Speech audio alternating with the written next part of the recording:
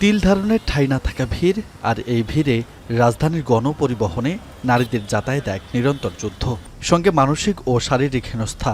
সব মিলিয়ে ঢাকার গণপরিবহন সেবা নারীদের জন্য দীর্ঘদিনের এক আতঙ্কের নাম। নারী যাত্রীদের এই দীর্ঘদিনের ভোগান্তি কমানো এবং নিরাপদ যাতায়াত নিশ্চিত করার লক্ষ্যেই এবার বিআরটিসির গোলাপি রঙের বাস সার্ভিস চালু করল সরকার। মঙ্গলবার আনুষ্ঠানিক উদ্বোধন করেন সড়ক পরিবহন মন্ত্রী রবিউল আলম শেখ।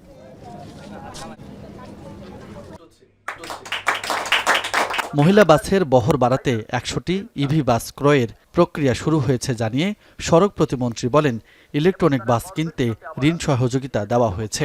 আর সড়ক মন্ত্রী বলছেন, দ্রুত বাড়ানো হবে গোলাপি বাসের বহর, চালু করা হবে সারা দেশে। বিআরটিসি মহিলা বাস সার্ভিস পিঙ্ক বাসের জন্য ১০০টি ইলেকট্রিক ভেহিকেল ইভি ক্রয় করার প্রক্রিয়া শুরু করেছে। ইভি বাস আসছে, তাই যে ২০০ ইভি বাস আমরা ডাইরেক্ট প্রক্রিমেন্টে গিয়েছি, তার মধ্যে ১০০ই নারীদের জন্য আমরা রাখছি বিভিন্ন রুটে। তার মানে হচ্ছে রুট আরও বাড়ছে, বাসের সংখ্যা বাড়ছে, নারী বাস পরিষেবা নিশ্চিত হচ্ছে, শুধুমাত্র এই ৩ জেলায় নয়, অন্যান্য বিভাগেও। ৭২ ঘন্টা ময়েশ্চার লক সমৃদ্ধ লিলি হুইপ শিয়া মিস্টিক গ্লোয়িং বডি ওয়াশ। শিয়া বাটারের গুডনেস স্কিন রিপেয়ার করে রাখে সফট ও গ্লোয়িং, ছড়িয়ে দেয় লং লাস্টিং ফ্রেগন্যান্স।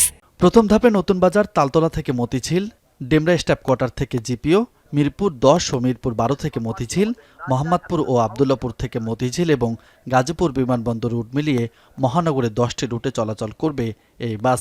এছাড়া বগুড়ায় শেরপুর মাটিডালি রুট, চট্টগ্রামের কালুরঘাট পতেঙ্গা রুটেও চলবে বিশেষ এই বাস বলে জানিয়েছে সংশ্লিষ্টরা। আগামী ৩ মাসের মধ্যে আমরা আশা করছি যে ৫০টা ইলেকট্রনিক ভেহিকেল নিয়ে আসবো এই পিঙ্ক সার্ভিসে, এবং হয়তো আগামী ৬ মাসের মধ্যে এই পিঙ্ক সার্ভিসে আমাদের বাসের সংখ্যা হবে ১০০টি।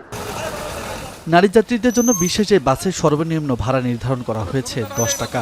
সম্পূর্ণ নারীবান্ধব পরিবেশে এই বাসগুলোতে চালকের সহকারী বা কন্ডাক্টর হিসেবে রাখা হয়েছে নারীদের। আগামীতে বাসের সংখ্যা ও রুট বাড়ানোর দাবি যাত্রীদের।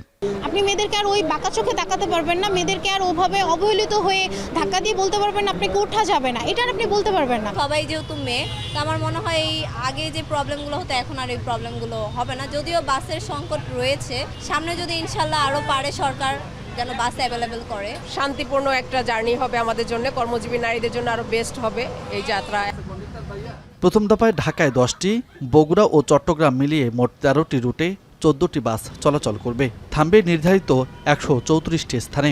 এর আগেও ঢাকা মহানগরে নারীদের জন্য বিশেষায়িত বাস সার্ভিস চালু হয়েছিল, তবে তা মুখ থুবড়ে পড়েছিল মাত্র ৬ মাসে। দীর্ঘদিন পর আবার চালু হলেও তা চাহিদার তুলনায় অপ্রতুল বলছেন নারীরা। আর আগের মতো মুখ থুবড়ে পড়বে কিনা তা নিয়েও রয়েছে শঙ্কা। ফলে গাড়ির সংখ্যা বৃদ্ধি এবং সুযোগ সুবিধা বৃদ্ধির দাবি জানিয়েছে যাত্রীরা।